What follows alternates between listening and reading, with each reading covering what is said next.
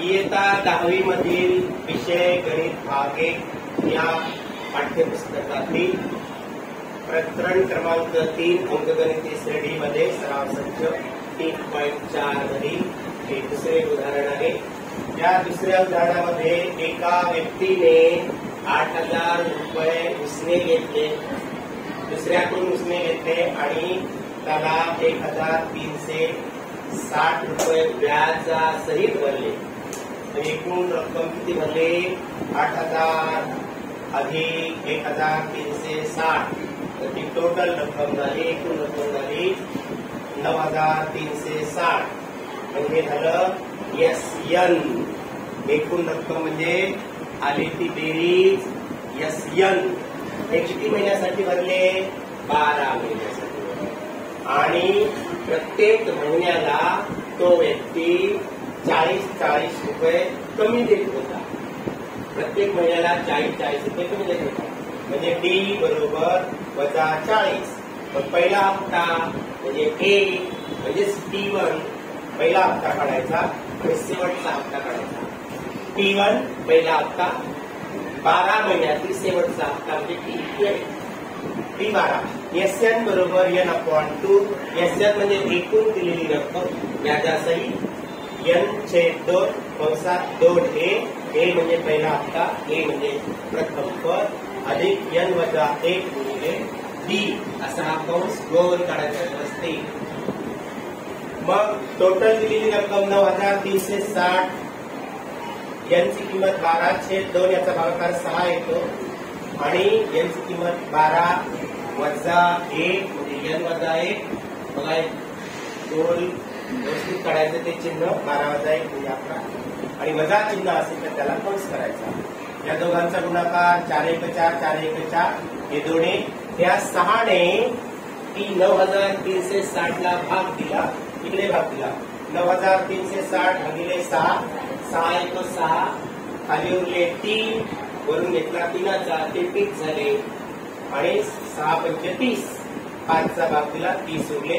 33 मधून 3 गेल्यानंतर 30 गेल्यानंतर 3 मधून 0 गेलं, 3 उरले, 3तून 3 0, वरून घेतला हा 6, 36 झाले।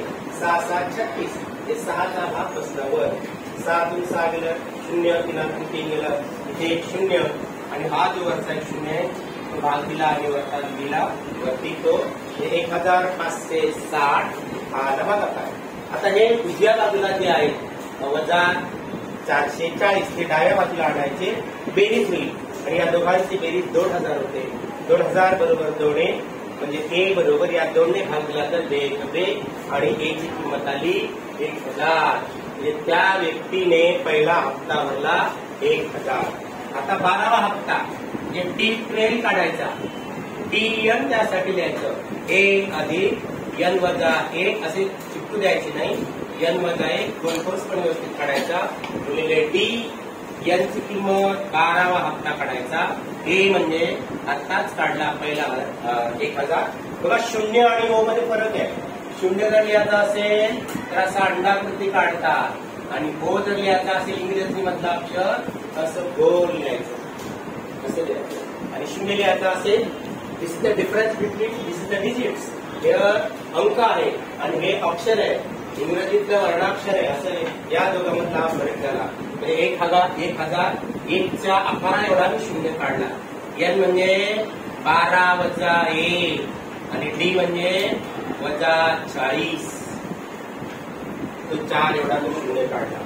हे झाले 1,000 अधिक 11 गुणिले वजा 40 आणि या दोघांचा गुणाकार 440 पुन्हा आणि 1,000 मधून जर 440 वजा केले तर 12वा हप्ता येतो 560 रुपये।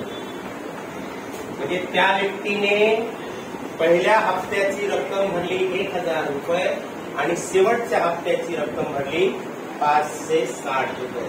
आपल्याला काढायचं काय होतं? पहिला हप्ता आणि शेवटचा हप्ता।